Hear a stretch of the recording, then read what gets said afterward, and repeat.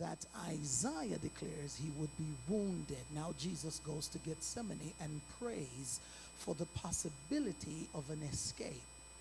He knew before the foundation of the world that he has to die for the sins of the world, but yet he comes to Gethsemane and prays for an escape. But you can't escape, you have to die. Blood has to be shedded. I took the blood then and I perused it for a little bit and I studied blood. And what I discovered is that blood comes in various qualities. And you know there is A-type blood, there is B-type blood, and there is O-type blood, and then there is OB blood. I studied that and I wondered to myself, what kind of blood did Jesus possess? And those of us who are negative or O-type blood, you are susceptible to sickness more than A and B and OB. I got to teach on in here.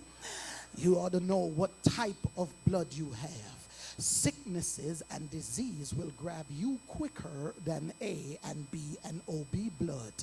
As a matter of fact, when a woman has O-type blood, it is more difficult for her to get pregnant. Yes, I got to teach this. Can I teach on a while? Okay, now you got to be careful when Brother Man said, we get married, let's go to the blood bank. And, he might change his mind, And so if you don't want him to change his mind, you better not get your blood checked in front of him. Amen. But Jesus now, I'm wondering about Jesus now. What kind of blood did he have? And what I came up with, he had P-type blood, yes. And P comes immediately after O. O is so negative, Lord have mercy, that you are weaker than other people with A and B and OB blood. But look, Jesus shows up with P blood immediately behind O. It is alphabetical order now. O and then P, you see. Well, Pastor, what is P blood? You see, every one of us in here, our blood type comes from our father. Yes, you don't get your mama's blood type. Every child in here gets their blood type from their father. So if you ever want to know who got her pregnant, check the baby's blood and then check the accused man's blood, and you'll find out, oh, you and the baby got the same blood. Well, Jesus had his father's blood, but I got a problem with this because his father was a spirit, and spirit, like you and I know, don't have blood. So then what kind of blood did Jesus possess? Touch your neighbor, say he had him some P blood.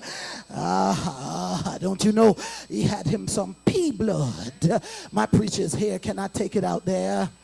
And what type of blood is P blood? It is precious blood. For his blood was not just blood of another spotless lamb, but his blood was precious blood, for it washed the sins of man. Somebody holla, holla. Don't touch the Luya. I go get the Luya after a while. Can I preach this thing like I said? He had precious blood. The story of the prodigal son reveals the waywardness of a son and the forgiveness of a father. Lord have mercy. Now, most preachers will show you that the prodigal son was wayward and that the prodigal son had all kinds of friends. Most preachers will show you the pig pen and the wasted substance. What most preachers miss is the road back home. Yes, Lord have mercy. And so the Lord said to me, preach that, Jack. The road home is harder than the road out of home. And some of you in here are backsliders, and you know who God is. You know your father got all the wealth in the world, but there you are out there eating with hogs. But God told told me to tell you today, on the road back home, your father will not stay in the house and wait for you to come all the way, but he will break the rules just for you and run to meet you halfway. Touch your neighbor, say, my father is coming to get me. My father is coming to get me. My daddy coming to get me. I want to talk about death. Yes. Yes. We don't want to talk about death because it's eerie. And we don't want to talk about death because it brings on a certain feeling of fear. Don't touch that organ. Let me work. Oh, God. We scared of death. Yes, you know you scared. You scared, you scared, you scared. Some of you right now want to leave because I thought he was going to bless us. Oh, God going to bless you today. But you got to understand death is a part of life. Yes, yes. And the thing is not, Lord have mercy, it's not about anything else but what you do with your life while you're alive. We don't want to deal with death, so here is how this goes. We're hiding from death, so we coil words and we fix words in order that we might escape the gruesome thought of dying.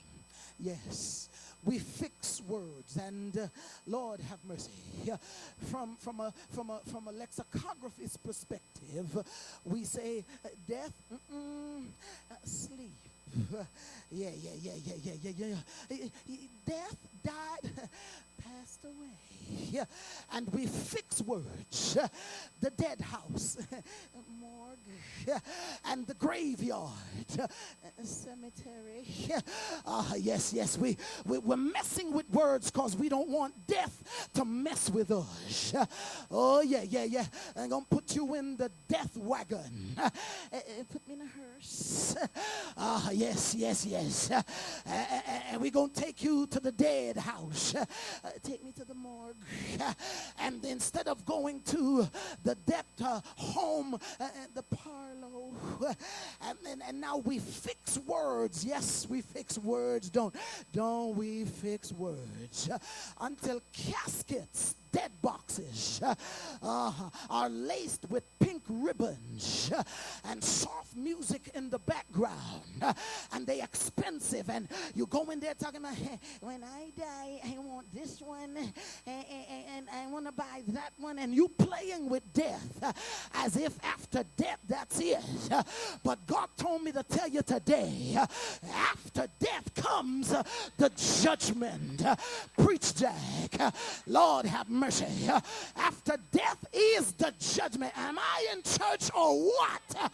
I wish I had some saints in here that I could warn somebody, you're going to die.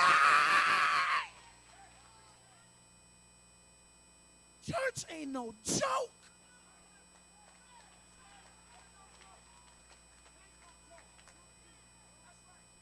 You have come to a serious place.